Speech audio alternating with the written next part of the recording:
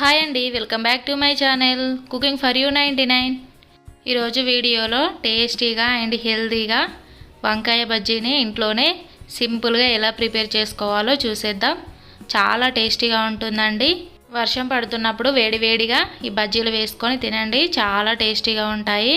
ఇప్పుడు ప్రాసెస్ ఎలానో చూద్దాం. ముందుగా ఒక మిక్సీ జార్ తీసుకొని ఒక ఆనియన్ ఇలా కట్ చేసుకొని వేసుకోవాలి.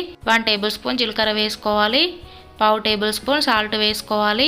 అలాగే 1/2 టేబుల్ స్పూన్ పసుపు వేసుకోవాలి. 1 table spoon red chilli powder వేసుకోవాలి.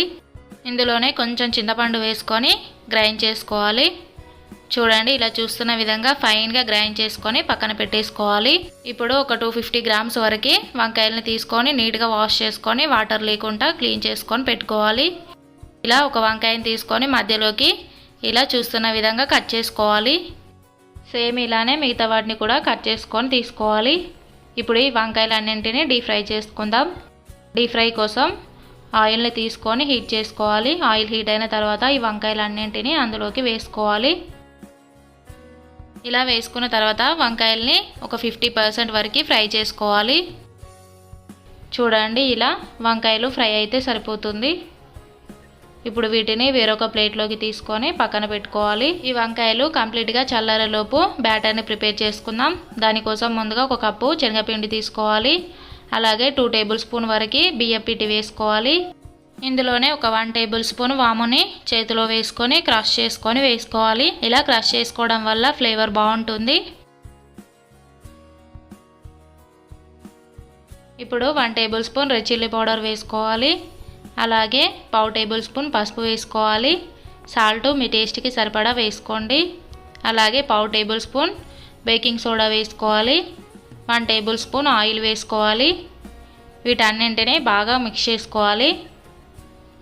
ఇలా అన్నీ బాగా కలిసేలాగా మిక్స్ చేసుకున్న తర్వాత వాటర్ వేసుకుంటూ థిక్ బ్యాటర్ వచ్చేంత వరకు మిక్స్ చేసుకోవాలి. ఇలా మధ్య మధ్యలో వాటర్ వేసుకుంటూ మిక్స్ చేసుకోండి. చూడండి, బ్యాటర్ని ఇలా చూస్తున్న విధంగా కలుపుకోవాలి. ఇప్పుడు మనం ముందుగా ఫ్రై చేసి పెట్టుకున్న వంకాయల్ని తీసుకొని ఆనియన్ పేస్ట్ని ఇలా చూస్తున్న విధంగా మధ్యలోకి ఫిల్ చేసుకోవాలి. సేమ్ ఇదే విధంగా మిగతా వాటిని కూడా ఫిల్ చేసుకొని తీసుకోవాలి. ఇప్పుడు డీప్ ఫ్రైకి సరిపడా ఆయిల్ తీసుకొని హీట్ చేసుకోవాలి. పిండిని తీసుకొని వంకాయల్ని ఇలా పిండిలోకి డిప్ చేసుకుంటూ ఆయిల్లో వేసుకోవాలి. ఇలానే ఒక్కొక్కటిగా డిప్ చేసుకుంటూ ఆయిల్లో వేసుకోవాలి. ఇలా అన్నీ వేసుకున్న తర్వాత మంచి కలర్ వచ్చేంత వరకు ఫ్రై చేసుకోవాలి. ఇలా 2 వైపులా టర్న్ చేసుకుంటూ ఫ్రై చేసుకోవాలి.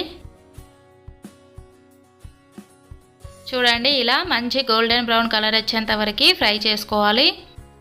వంకాయ బజ్జీ బాగా ఫ్రై అయింది. ఇప్పుడు వీటిని వేరొక ప్లేట్లోకి తీసుకోవాలి. సేమ్ ఇదే ప్రాసెస్లో మిగతా వాటిని కూడా చేసుకోవాలి. అంతే అండి, చాలా సింపుల్గా అండ్ హెల్తీగా వంకాయ బజ్జీ రెడీ. ఈ రెసిపీ కనుక మీకు నచ్చినట్లయితే ప్లీజ్ లైక్ చేయండి, షేర్ చేయండి అండ్ సబ్స్క్రైబ్ చేసుకోండి. Thank you for watching.